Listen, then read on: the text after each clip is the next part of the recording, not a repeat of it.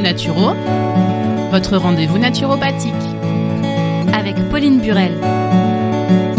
Bonjour à toutes et à tous, vous écoutez RCB et plus particulièrement Allo Naturo, votre émission de naturopathie. Pour la présenter avec moi, je suis en compagnie de Pauline. Bonjour Pauline. Bonjour Marion, bonjour à toutes et à tous. Alors aujourd'hui, on va parler d'un sujet d'actualité, en tout cas on en entend régulièrement parler dans les JT ou à la télévision, les nitrites et les nitrates dans l'alimentation. Alors on va faire un petit peu le tour avec toi pour essayer de comprendre enfin de quoi on nous parle.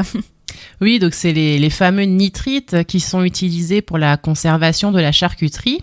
Donc je pense que la plupart d'entre vous avaient entendu parler des résultats d'études qui ont été publiés en juillet 2022 par l'ANSES. Donc l'ANSES, c'est l'Agence nationale de sécurité sanitaire de l'alimentation, de l'environnement et du travail.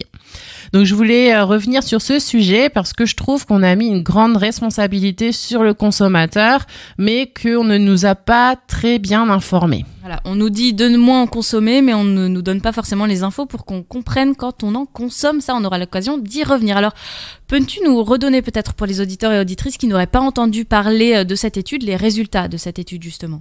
Oui, donc cette étude a confirmé que les nitrites et les nitrates contenus dans les charcuteries et l'alimentation en général favorisent la survenue du cancer colorectal. À noter qu'il y a également ces substances donc dans l'eau. Il faut vérifier que l'eau qu'on consomme est moins de 50 mg par litre de nitrate. Bonne nouvelle, l'eau du robinet dans la vallée de la Bruche n'a pas de nitrate. Bon alors par contre, elle a un autre problème, c'est qu'elle est un peu trop agressive parce que peu minéralisée. Donc il faut bien penser à laisser couler l'eau avant de la boire. Et alors, que sont les nitrates et pourquoi on en trouve dans notre alimentation ? Alors les nitrates, ils sont formés d'un atome d'azote et de 3 atomes d'oxygène, donc NO3. Et ce sont des constituants naturels des végétaux, mais il peut y avoir un excès dans les sols et dans l'eau dû aux activités agricoles parce que c'est utilisé comme fertilisant ou à cause de l'activité industrielle ou des rejets des eaux usées, des abattoirs, des laiteries et fromageries. Et donc les nitrates sont également intentionnellement ajoutés dans la charcuterie ou dans certains fromages et vous les retrouvez sous le code E251 et E252. Et alors les nitrites ? Alors les nitrites, ils sont formés, eux, d'un atome d'azote et 2 atomes d'oxygène, NO2, donc un atome d'oxygène en moins que les nitrates. Ils proviennent de l'oxydation naturelle de l'azote par des micro-organismes présents dans les plantes, les sols ou l'eau. Ils sont aussi des additifs alimentaires utilisés pour empêcher le développement de bactéries pathogènes comme les salmonelles, la listeria, contre la production de toxines comme la toxine botulique, et vous les retrouvez dans la liste d'ingrédients sous le petit pseudonyme E249 et E250. Et il résulte également de la transformation des nitrates en nitrites par les bactéries de la bouche. Alors je vous aide, donc on a parlé des E251, E252, E249 et E250.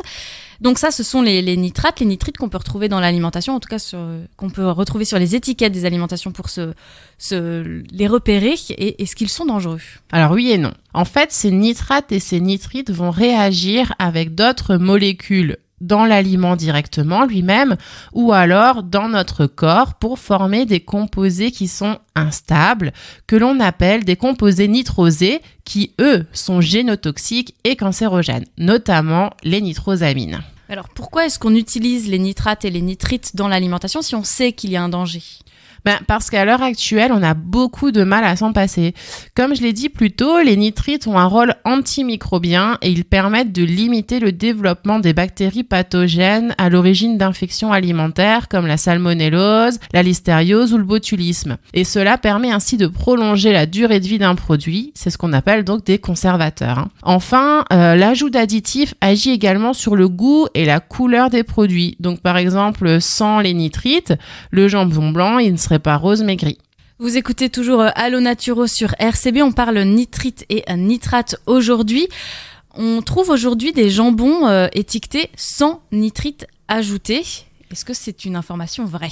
Alors, c'est effectivement écrit, mais donc il n'y a pas de nitrites, mais ces nitrites sont remplacés par des extraits végétaux ou des bouillons de légumes qui sont eux-mêmes sources de nitrates naturels, qui vont être ensuite convertis par les enzymes bactériennes présentes dans les bouillons de légumes et dans notre bouche. Donc, même si c'est écrit sans nitrite ajouté, on est quand même exposé aux nitrites et aux risques associés. Un petit peu moins, j'imagine, quand même, que dans les aliments où il y en a ajouté. Mais bon, la charcuterie, c'est cancérigène. Oui, ça a été classé comme cancérogène par le CIRC, donc CIRC, Centre international de recherche sur le cancer en 2018. Il y a bien un lien entre le cancer colorectal et l'exposition aux nitrites ou aux nitrates. Donc il faut vraiment surveiller sa consommation de charcuterie, surtout si on a un terrain familial propice à ce cancer, parce qu'il a été prouvé qu'il y aurait des liens héréditaires aussi. Mais alors comment est-ce qu'on peut réduire son exposition à ces nitrites et à ces nitrates ? Donc déjà, vérifier dans l'eau, comme je vous l'ai dit, qu'il y ait moins de 50 mg par litre de nitrate. Ensuite, l'ANSES recommande de réduire sa consommation de charcuterie et de viande rouge et de ne pas dépasser 150 g de charcuterie par semaine. Donc ça fait environ 3 tranches de jambon par semaine. On y est vite. Et maximum 500 g de viande rouge par semaine. Bon, alors il y a aussi, je voulais quand même en parler, certains charcutiers qui arrivent à limiter la formation de nitrosamines. Donc les nitrosamines, ce sont ces fameux composés cancérogènes qui se fabriquent donc à cause des nitrites. Et donc comment ils font ? Ils vont utiliser de la viande très fraîche, ils vont maîtriser le pH, la température et ajouter des antioxydants comme de la vitamine C. Et donc grâce à ça, ils arrivent à limiter du coup ces fameux composés nitrosés qui sont eux cancérogènes. Mais bon, vous vous doutez bien que c'est de la charcuterie d'exception. Et donc pas forcément accessible malheureusement à tous les budgets. Et pour finir, est-ce que tu peux nous dire un petit mot justement sur ce cancer colorectal qui est le risque principal avec la surconsommation de nitrites et nitrates ? Voilà, donc c'est un cancer qui se développe au niveau des cellules qui tapissent la paroi interne du côlon et ou du rectum. Le plus souvent, ces tumeurs malignes proviennent d'une tumeur qui est bénigne et qu'on appelle des polypes adénomateux, et ils évoluent lentement et ça peut finir par devenir cancéreux. Donc c'est un cancer qui est fréquent aussi bien chez l'homme que chez la femme et il représente la 2e cause de décès par cancer tous sexes confondus. Donc comme je l'ai dit, il y a un côté qui est héréditaire et sa survenue est favorisée par la consommation alcool, tabac, charcuterie, viande rouge, alimentation faible en fibres, donc quand on mange pas assez de fruits, légumes, céréales complètes et aussi avoir une trop faible activité physique. Les symptômes, ça va être un trouble du transit, des gènes abdominales, du sang dans les selles, mais souvent c'est juste des traces qui ne sont pas visibles à l'œil nu, une perte d'appétit, une perte de poids inexpliquée et fatigue anormale.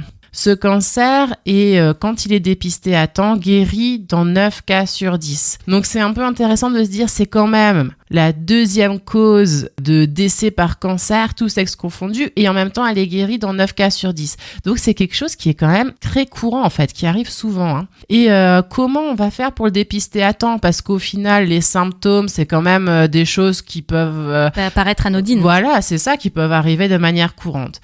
Donc sachez que de 50 à 74 ans, tous les 2 ans, vous pouvez faire un dépistage très simple. On va juste rechercher s'il y a du sang dans les selles. Donc, pas la peine d'aller faire une coloscopie ou quelque chose comme ça, qu'on n'a pas forcément envie d'aller faire d'emblée quand on n'a aucun symptôme ou qu'on n'a pas de terrain familial. Voilà, tout à fait. Donc, en fait, ce dépistage permet de repérer s'il y a un polype avant qu'il évolue en cancer ou de détecter un cancer à un stade très précoce pour augmenter les chances de guérison. Donc c'est très simple, vous allez tout simplement commander votre kit de dépistage sur le site monkit.dépistage-colorectal.fr. Vous allez faire le prélèvement selon le mode d'emploi qui est indiqué et vous le renvoyez gratuitement au laboratoire d'analyse grâce à l'enveloppe qui est fournie dans votre kit. Et après, le labo, il va analyser sous quelques jours et il vous envoie les résultats à vous ainsi qu'à votre médecin traitant que vous avez indiqué sur votre formulaire. Donc vous voyez, c'est vraiment quelque chose de très facile. Pour les personnes qui ne sont pas à l'aise avec Internet, vous pouvez également vous procurer votre kit de dépistage chez votre pharmacien. Et vous retrouverez évidemment toutes ces informations, notamment le site internet, sur l'article qui accompagnera la rediffusion de cette émission d'Allo Naturo sur notre site internet www.radio-rcb.fr. Et vous l'aurez compris, aujourd'hui, ce n'était pas une émission de solutions naturopathiques à un mal, mais bien une émission plus d'informations pour comprendre un petit peu plus, notamment les dangers liés à la surconsommation de nitrates et de nitrites. Merci beaucoup, Pauline. Je rappelle que si les auditeurs et auditrices ont une question, ils peuvent la poser. Ma question @radio-rcb.fr. Il ne faut surtout pas hésiter. À la semaine prochaine, Pauline. À la semaine prochaine. Bonne journée. Au revoir. Allo Naturo avec Pauline Burel, c'est tous les mardis à 13h sur RCB et sur www.radio-rcb.fr. RCB